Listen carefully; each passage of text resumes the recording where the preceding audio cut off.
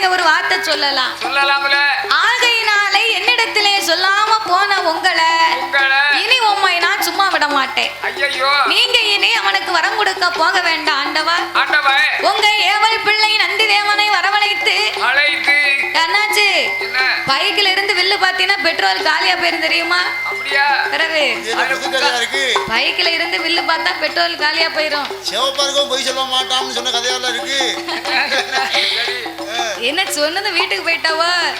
சொன்னதும் கோவமா உங்களுக்கு? அப்படியா? வீட்டுக்கு போக வேண்டாங்க, வாங்க.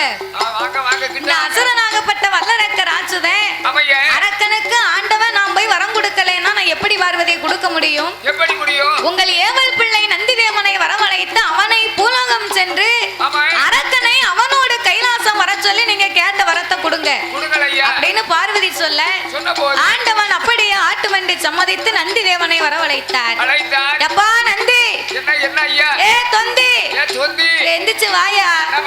அதுக்குத்தான் ரொம்ப சாப்பிட கூடாதுன்னா யாரு கேக்கா? தம்பி பேண்ட்ல சிப்பு போட்டிருக்கேடா. சரி, அதுக்குத்தான் சாப்பாடு சாப்பிட்டாலும் தொந்தி வைக்க கூடாது, எந்திக்க முடியாது, இருக்க முடியாது. அப்படியா?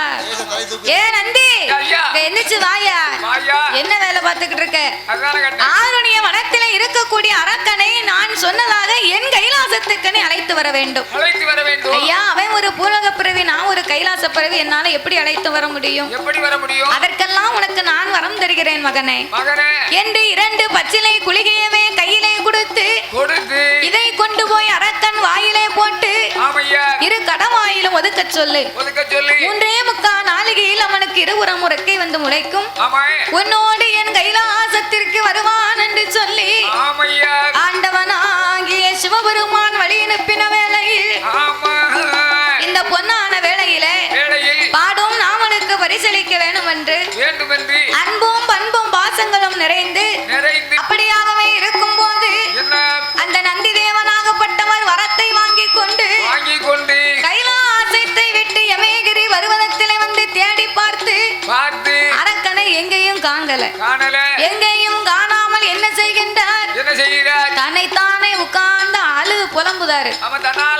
அரக்கன் எப்படி இருப்பானோ ஏதுவா இருப்பானோ தெரியல.